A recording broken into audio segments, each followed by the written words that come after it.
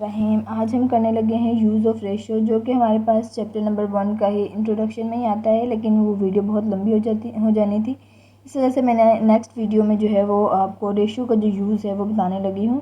Given ratio is given in distributing a given quantity in given contributors using following procedure. यानी हम इसमें distribute हम कर रहे होते हैं किसी भी चीज़ को, तो इसमें हमारे पास जो इसको यूज़ करने के तरीके हैं वो 3 हैं।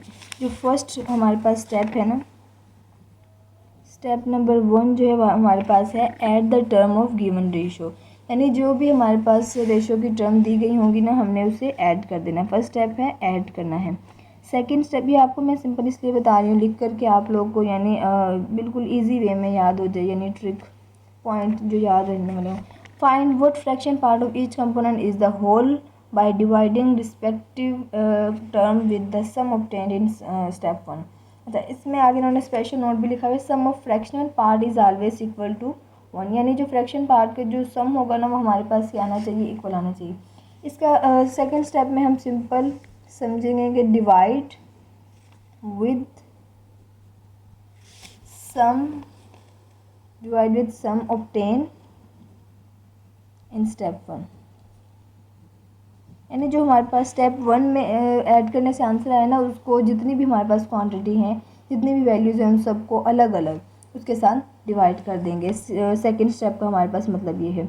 और जो उसको डिवाइड करने से ना, उन सबको डिवाइड करने से जो आंसर आएगा उन सबको अगर हम प्लस करेंगे तो हमारे पास आंसर जो है वो 1 के इक्वल आना चाहिए। थर्ड स्टेप है हमारे पास रेशो को बेसिकली हमारे पास सोल्व करने के ना 3 सिंपल से मेथड है, स्टेप्स हैं बस हमारे पास।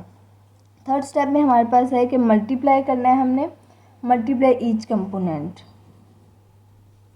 यानी सारे जो कंपोनेंट का मतलब होता है हिस्से, जितने भी उसके हिस्से दिए हुए हैं, जितनी भी वैल्यूज़ दी हुई हैं, उन सबको हम मल्टीप्लाई कर देंगे। मल्टीप्लाई। अच्छा, आगे इन्होंने एग्जांपल बताई हुई है, वो मैं आपको बताती हूँ। द अमाउंट ऑफ डिस्ट्रीब्यूट यानी हमारे पास जो उन्होंने क्वेश्चन दिया हुआ है वो है 1000। गिवन रेशो उन्होंने दी हुई है ए और बी। ए रेशो बी हमारे पास इक्वल है 2:3 के।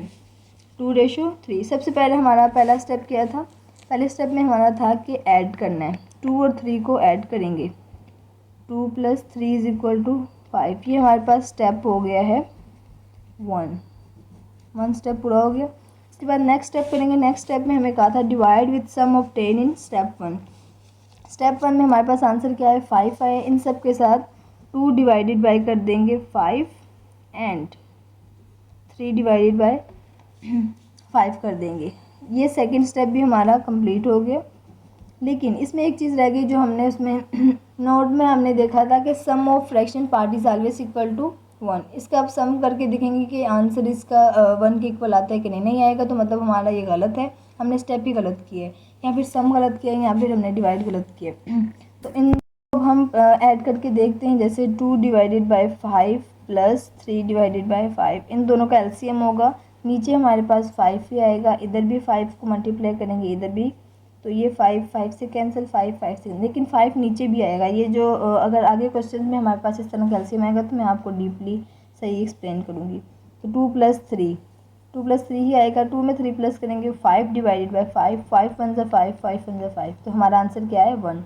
तो ये हमारी जो कंडीशन है वो फुलफिल हो गई है कि sum of fraction part is always equal to 1। अगला हमारे पास जो स्टेप है वो है multiply each component. Each component को मल्टीप्लाई करना है। जो हमें ये दिया हुआ है ना इन्होंने, द अमाउंट ऑफ डिस्ट्रीब्यूट जो दी थी हमें, तो इसको हमने इन सब के साथ यानी मल्टीप्लाई करना है। ये जो हमारे पास आए ना सेकंड स्टेप में जो आया था हमारे पास, उसके साथ मल्टीप्लाई करना है। थर्ड स्टेप पे हम इसको क्या करेंगे, सिंपली मल्टीप्लाई करेंगे।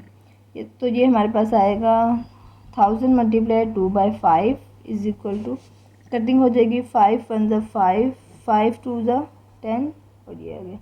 तो 200 को 2 से मल्टीप्लाई करेंगे, 400 आ जाएगा। जो सेकंड है हमारे पास 3/5, इसको भी मल्टीप्लाई करेंगे 1000 के साथ, इसका भी वही आएगा 200, और 3 को इसके साथ मल्टीप्लाई करेंगे तो क्या आ जाएगा 600। ये हमारे पास सिंपल स्टेप हैं सोल्व करने के। यूज़ ऑफ रेशो जो है, हम रेशो को किस तरह यूज़ करते हैं। आगे इंशाल्लाह अगली वीडियो में मैं आपको बताऊंगी क्वेश्चन जो है एक एक्सरसाइज के क्वेश्चन